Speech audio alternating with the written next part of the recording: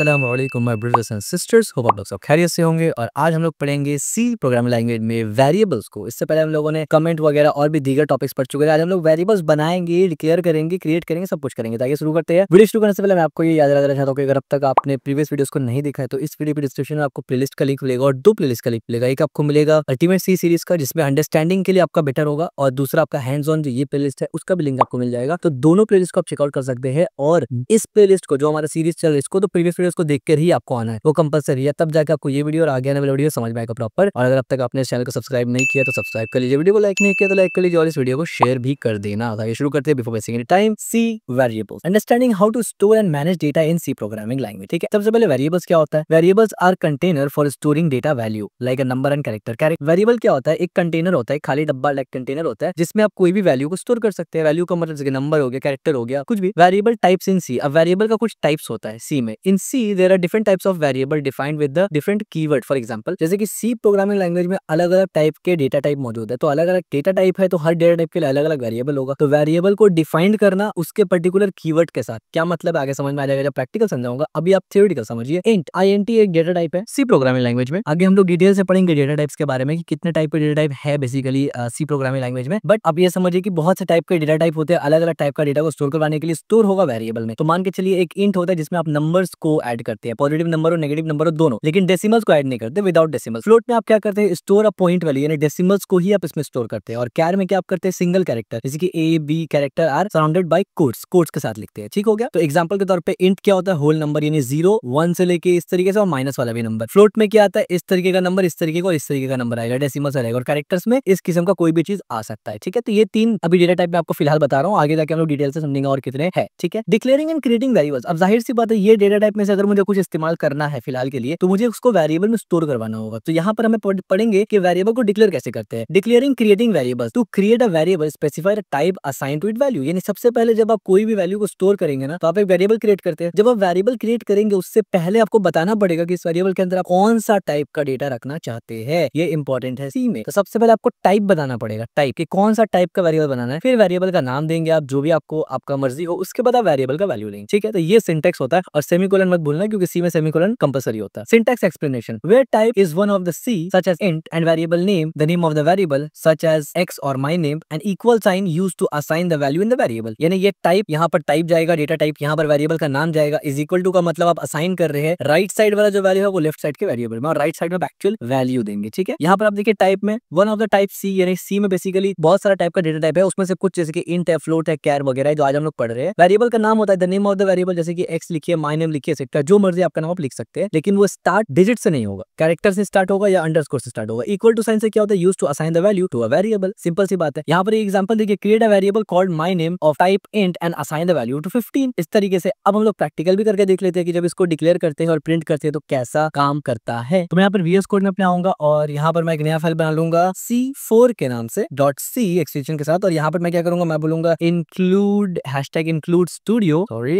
include stdio, और उसके बाद मैं एक सिंपल सा इंट। अब देखिए यहाँ पर जो हमने इंट लिखा है ना, ये बेसिकली होता है कि कौन सा टाइप। तो मैंने फंक्शन का टाइप यहाँ बना दिया, और मैं यहाँ पर लिख रहा हूँ मेन, कि मैं फंक्शन बना रहा हूँ जो इंट रिटर्न करेगा, जिसका नाम होगा मेन। और लेट से यहाँ पर मैं एक सिंपल सा हेलो वर्ल्ड प्रिंट करवा देता हूँ। तो पहले चेक कर लेंगे ये चल रहा है कि नहीं। तो GCC लिखेंगे और फाइल का नाम लिखेंगे। तो हमारे पास है C4 इस तरीके से, सॉरी 4 इस तरीके से, और ये कंपाइल हो जाएगा। मैं जब कंपाइल होकर एग्जीक्यूटिव फाइल आएगा तो उसको मैं एक पर्टिकुलर मतलब नेम देना चाहता हूँ उसको, तो मैं C4 का ही नेम दूंगा उसको। जैसे मैं करूंगा राइट लेफ्ट हैंड साइड में आप देखेंगे एक exe फाइल बन चुका है। और अब मैं क्या करूंगा? इसको एग्जीक्यूट करूंगा डायरेक्ट C4 के नाम से, .exe के नाम से मैं इसको एग्जीक्यूट करूंगा। एंड दैट जैसे एग्जीक्यूट किया, हेलो वर्ल्ड लिख के आ गया। राइट, अब यहाँ पर मैं इसको हेलो वर्ल्ड ऐसे छोड़ देता हूँ। इसके बाद मैं यहाँ पर वही काम करता हूँ वो जो वेरिएबल वाला हमने दिखा था। तो मान लीजिए मुझे एक नंबर बनाना है। सबसे पहले मैंने इंट लिखा, एक नंबर बन गया। उसके बाद मैं वेरिएबल का नाम दूंगा, और लेट्स से मैं बोलता हूँ कि माय नंबर और यहाँ पर 42। ठीक है, अब यहाँ पर कुछ ऑर्डर सजेशन है तो मैं इस्तेमाल कर लेता हूँ जल्दी के लिए, ताकि टाइम ज्यादा ये ना हो। अब देखिए यहाँ पर हमने इंट लिखा, ये टाइप था बेसिकली। अच्छा, काफी छोटा होगा, मैं बड़ा कर देता हूँ। ये इंट है, यानी ये टाइप है। माय नंबर ये क्या है? ये वो वेरिएबल है जो हमने नाम दिया है। ठीक है, ये टाइप है, और ये 42 एक्चुअल वैल्यू है। तो अब क्या होगा कि 42 जो है ये इसके अंदर चला जाएगा, और इसका टाइप क्या होगा? इंट। अब ये टाइप देना इसलिए जरूरी है ना कि मैं इसको चेंज नहीं कर सकता, यानी इसका टाइप को चेंज नहीं कर सकता अब मैं। यानी बाद में अगर मैं इसको इंटीजर टाइप डिक्लेयर कर दिया मैंने अभी, और बाद में अगर मैं इसके अंदर कैरेक्टर डालूंगा तो एरर आ जाएगा। ठीक है, तो जैसे ही मैंने इसको डाला तो इसका मतलब इस वेरिएबल में अब मेरा 42 वैल्यू स्टोर्ड है। चेक कैसे करके करूंगा? करूंगा। तो चेक करने का तरीका क्या है, मैंने यहाँ पर प्रिंटफ इस्तेमाल किया और अब आप ये सोच रहे होंगे कि ये क्या है। तो अगर मैं इसको हटा दूं तो क्या होगा आपको भी दिखाता हूँ। मैं इसको हटा देता हूँ, ठीक है। मैंने इसको हटा दिया और अब अगर मैं इसको रन करूंगा ना इस तरीके से, मैं कंपाइल किया और मैं इसको रन किया, hello world my name is, अब देखिए वैल्यू तो आई नहीं। आप कहेंगे भाई 42 तो असाइन नहीं हुआ, तो नहीं ऐसा नहीं है, 42 असाइन हुआ है, लेकिन वो दिख इसलिए नहीं रहा है क्योंकि आपने फॉर्मेट स्पेसिफायर इस्तेमाल नहीं किया। ये जो है %d, ये बेसिकली फॉर्मेट स्पेसिफायर है जो इंटीजर को दिखाने के लिए आता है। सी में ये भी करना पड़ता है आपको, अदर लैंग्वेजेस में आप सीधा वेरिएबल का नाम लिख देते हैं तो चल जाता है, बट सी में ऐसा नहीं चलता। आगे हम लोग डिटेल से फॉर्मेट स्पेसिफायर के बारे में पढ़ने वाले हैं कि इंट के लिए कौन सा फॉर्मेट स्पेसिफायर, ये तो आप देख ही लिए कि इंट के लिए इस्तेमाल होगा, फ्लोट के लिए क्या होता है, कैर के लिए क्या होता है, वो भी आप देख लेंगे और ये कोई डिफिकल्ट नहीं है, प्रैक्टिस करना आपका इजी हो जाएगा। अब जब मैं इसको कंपाइल करूंगा और उसके बाद मैं रन करूंगा तो आप देखिए माय नंबर इज 42 परफेक्टली आ गया। तो यहाँ मैंने किया क्या इस कोड में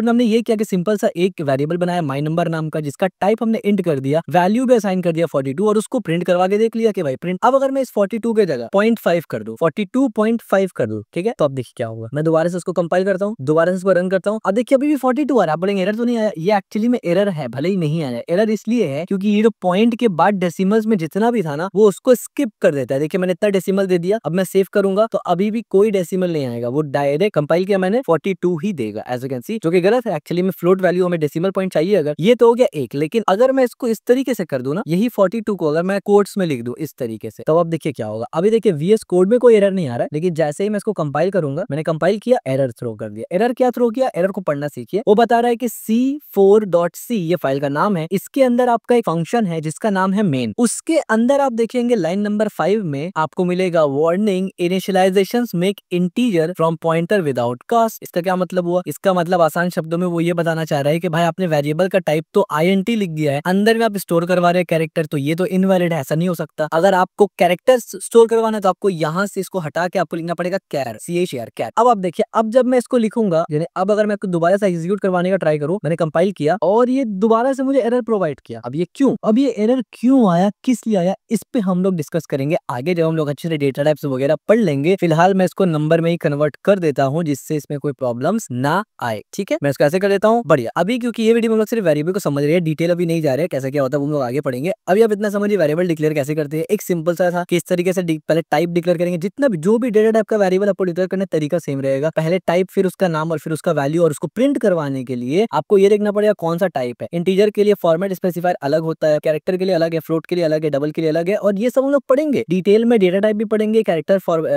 स्पेसिफायर भी पढ़ेंगे, ये सब कुछ पढ़ेंगे हम लोग, ठीक है। तो अब दोबारा से मैं इसको कंट्रोल वापस से इसको ये करूंगा एंड देन मैं एग्जीक्यूट करने की कोशिश करूंगा। तो अब देखिए एग्जीक्यूट सक्सेसफुली हो गया। दोबारा हम लोग अपने स्लाइड्स की तरफ चलेंगे। Declaring without assign. अब देखिए अब क्या होता है ना कि वेरिएबल आप विदाउट असाइन के डिक्लेयर कर सकते हैं। You can also declare a variable without assigning the value and assign the value later, यानी two step declaration. This approach steps separate the declaration from assignment, यानी एक बार मैं डिक्लेयर कर दिया, दूसरे बार वैल्यू असाइन करूंगा। ये भी हो सकता है, जैसे कि फॉर एग्जांपल अब मैं इस प्रिंट के नीचे लिख देता हूं, मैंने यहाँ पर क्या किया, मैं यहाँ से ये बंद कर देता हूँ। बाय द वे हमारा जो को पायलट है इसको मैं यहाँ से सुला देता हूँ, तो सो जा भाई। हाँ, अब मैं यहाँ पर आता हूँ लेट्स से, और यहाँ पर आके मैं बोलता हूँ कि INT मुझे इंट वेरिएबल बनाना है, और मैं बोलता हूँ कि NUM नम या num2, और उसके अंदर मैं क्या ऐसा अच्छा असाइन नहीं करना मुझे। हाँ, मैंने क्या किया, वेरिएबल बनाया इंट num2 नाम से, और ये मत भूलना कि एक सेमीकोलन देना है, अदरवाइज एरर आएगा, ठीक है। स्टेटमेंट जब भी खत्म होता है एक सेमीकोलन देना है, ठीक है। तो अब देखिए अब कोई एरर नहीं है, अगर मैं कोड को एग्जीक्यूट करूंगा ना तो कोई एरर नहीं आएगा, वो इजीली एग्जीक्यूट हो जाएगा, ठीक है। जैसे मैंने एग्जीक्यूट किया, कोई भी दिक्कत नहीं है, एग्जीक्यूट हो गया। बट अब मुझे इसको असाइन करना है वैल्यू को, ठीक है। तो अगर मैं असाइन करूंगा इसको, तो दोबारा से मुझे वही वेरिएबल का नाम कॉल करना है num2 और सीधा इज इक्वल टू डाल के असाइन कर देना। तो लेट्स से मैं असाइन करता हूँ 101 और एक सेमीकोलन देना जरूरी है। तो अब असाइन हो गया, जाहिर सी बात। अब जब असाइन हो चुका है तो मैं प्रिंटफ की मदद से इसको प्रिंट भी करना चाहूंगा, तो मैं डबल कोट्स लगाऊंगा, यहाँ पर बोलूंगा कि माय नंबर इज, और फॉर्मेट स्पेसिफायर भी देना जरूरी है काफी ज्यादा, तो मैं यहाँ पर %d दे दूंगा, और उसके बाद फिर क्या करूंगा, एक लाइन चेंज करने के लिए मैं दे दूंगा, नहीं भी दूंगा चलेगा क्योंकि ये लास्ट वाला है, ठीक है। और इसके बाद एंड में जाके मुझे एक सेमीकोलन देना पड़ेगा, अदरवाइज यहाँ आएगा एक एरर। जैसे मैंने सेमीकोलन दिया, आप देखिए सब कुछ यहाँ से सॉर्ट हो गया। सेव करूंगा, और अब मैं अगर इसको प्रिंट करवाने की कोशिश करूंगा, पहले कंपाइल करूंगा, कंपाइल हो गया, और जैसे मैं प्रिंट करूंगा एज यू कैन सी, तो यहाँ बता सकते हैं कि दोबारा से माय नंबर इज 42 कैसे करके आ गया। चलिए मैं यहाँ पर सिर्फ नंबर लिख देता हूँ ताकि आपको समझ में आ जाए कि दोनों अलग अलग है, ठीक है। अब मुझे बताएंगे कमेंट में कि आपकी कैसे करके ये दोबारा से 42 आया। आप बताइए पहले वाला 42 दूसरा वाला 42 कैसे करके आया, उसका पीछे रीजन आई होप आपने बता दिया कमेंट में कि भाई यहाँ पर मैंने वेरिएबल का नाम तो दिया ही नहीं है ना, num2 प्रिंट करवाना है मुझे। अब जब मैं num2 देता हूँ तो अब ये num2 प्रिंट होगा, यानी num2 के अंदर जो वैल्यू है वो प्रिंट होगा। मैं इसको कंपाइल करता हूँ एंड देन मैं इसको एग्जीक्यूट करूंगा, तो सक्सेसफुली मेरे पास 101 आ चुका है, ठीक है। तो स्टार्टिंग में ऐसे छोटे छोटे प्रॉब्लम्स होते रहते हैं, आपको कंसिस्टेंट रहना है जिससे कि आपको कोड लिखने का आदत हो जाए, ठीक है। तो नंबर डिक्लेरेशन किया मैंने, बेसिकली वेरिएबल डिक्लेरेशन किया, फिर वेरिएबल को असाइन किया, और फिर रिजल्ट प्रिंट कर सकते हैं। आप बाद में, ठीक है। When you declare a variable without assigning a value, it contains an undefined value until you assign one। यानी जब तक आपने इसको असाइन नहीं किया था, इसका एग्जांपल देता हूं मैं, इसको अगर कमेंट आउट कर दूं लेट्स से, अब मैंने क्या किया इस कोड में, सिर्फ मैंने डिक्लेयर किया, वैल्यू असाइन नहीं किया, लेकिन मैं वैल्यू जब प्रिंट करवाने की कोशिश करूंगा तो क्या होगा, अब देखिए ये होगा, जीरो आएगा। जीरो क्यों आएगा, क्योंकि कोई वैल्यू नहीं है वहां पर, ठीक है, इसलिए वो जीरो दे रहा है बाय डिफॉल्ट। जैसे ही मैं इसको अनकमेंट करता हूं, यानी जैसे ही मैंने इसको डिक्लेयर कर दिया कि भाई मैंने असाइन कर दिया वैल्यू को, उसके बाद जब मैं इसको कंपाइल और एग्जीक्यूट करूंगा तो मेरे पास सक्सेसफुली वही नंबर आ जाएगा। Output variable, you have learn from output chapter that you can output variable print take वगैरह वगैरह, यानी आउटपुट इनपुट के ऊपर हमारा पूरा डिटेल डिस्कशन आएगा, वहां पर आप इसको पढ़ेंगे डिटेल में, ठीक है, कैसे करके ये होता है। कॉमन मिस्टेक जो मैंने पहले स्टार्टिंग में बताया, in many other programming language, ये हम लोग आगे पढ़ने वाले, याद रखिए, तो टेंशन मत लेना बिल्कुल भी, आज सिर्फ छोटा सा वेरिएबल का वीडियो था, इसलिए उसको शॉर्ट रख रहे हैं बिल्कुल, ठीक है। कॉमन मिस्टेक्स क्या होता है, in many programming language like Python, JavaScript and C plus plus वगैरह, you should normally use a printf function, यानी print function to display the value variable, however it is not possible in C, यानी इस तरीके से आप करते हैं, जैसे मैंने पहले बताया कि इस तरीके से अगर आप करेंगे तो आपका कुछ भी वैल्यू नहीं आएगा। क्यों, क्योंकि फॉर्मेट स्पेसिफाई लगाना पड़ता है। वार्निंग,